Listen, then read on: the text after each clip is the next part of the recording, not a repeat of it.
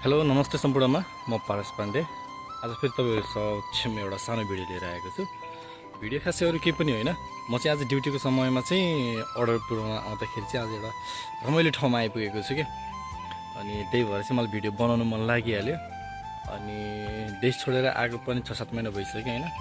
अनि तर यो अन्तरालमा यो विदेशको ठाउँमा पनि यस्तो होला जस्तो लागेको थिएन। तर यहाँ आइसकेपछि चाहिँ मलाई एकदम नेपालको याद आयो क्या। नेपालमै छु जस्तो एकदम महसुस भयो क्या। किन भन्दाखेरि तपाईँहरूले भिडियोमा अलिकति पछाडि पनि देखिसक्नु भयो होला होइन, पछाडि हेर्न पनि सक्नुहुन्छ। यहाँ चाहिँ पछाडि चाहिँ एकदम लेक छ क्या, लेक साइड छ होइन, ताल छ, एकदम शान्त आनन्द चिसो हावा आउने। अनि त्यहाँ पछाडि चाहिँ भिआइपी एरिया रहेछ क्या। म चाहिँ अर्डर पुऱ्याउनु चाहिँ त्यो घरमा गएको थिएँ, त्यो घरभन्दा पछाडिपट्टि चाहिँ त्यो चाहिँ कस्तो भन्दा एउटा ठुल्ठुलो भिआइपी एरियाहरू, अनि त्यहाँ चाहिँ पार्टी प्यालेसहरू एरिया जस्तो रहेछ। अनि त्यहाँ चाहिँ तपाईँको चाहिँ गइसकेपछि त्यहाँ चाहिँ सामान अर्डर छोडिसकेपछि मलाई हत्तपत्त निस्किन मन लागेन क्या। अनि हत्तपत्त निस्किन मन लागेन। अनि यसो एकछिन बसौँ भने म यहाँ आएर अनि यसो अनि भिडियो बनाउन थालेको। अनि अहिले चाहिँ यति बेला चाहिँ कति बजेको छ भन्नुहुन्छ भने 8:30 गयो, रातिको 8 बजेको समय हो यो। बिहान दिउँसोको समय चाहिँ होइन। नेपालमा यतिखेर अब पक्कै पनि सुतिसक्नु भयो होला धेरै जस्तो होइन। मैले चाहिँ यतिखेर बहुत भिडियो बनाउँदैछु। अनि मलाई चाहिँ रमाइलो लाग्यो क्या यो ठाउँमा आउँदाखेरि चाहिँ। एकदम शान्त हरियाली अनि चिसो हावा होइन, एकदम रमाइलो खालको यो ठाउँहरू चाहिँ। यता भित्री म चाहिँ आफ्नो काम गर्ने एरिया भनेको चाहिँ बुकारेस्ट हो।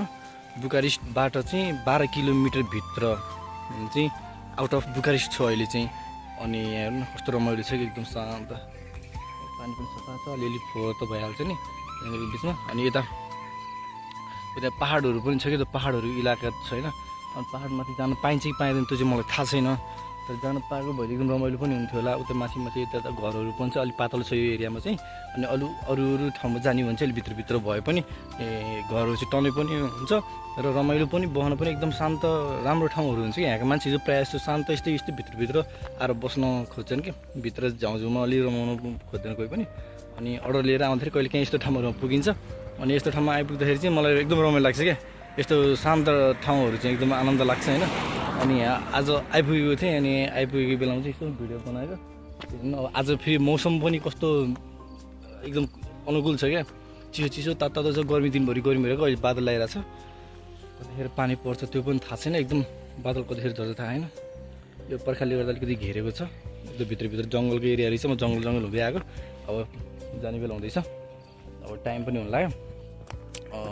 रमाइलो लाग्यो मलाई यो ठाउँहरू चाहिँ। नेपालको याद आयो, यस्तो ठाउँहरू विदेशमा देख्न पाउँदा आफ्नो देशको ठाउँको याद पनि आउने होइन।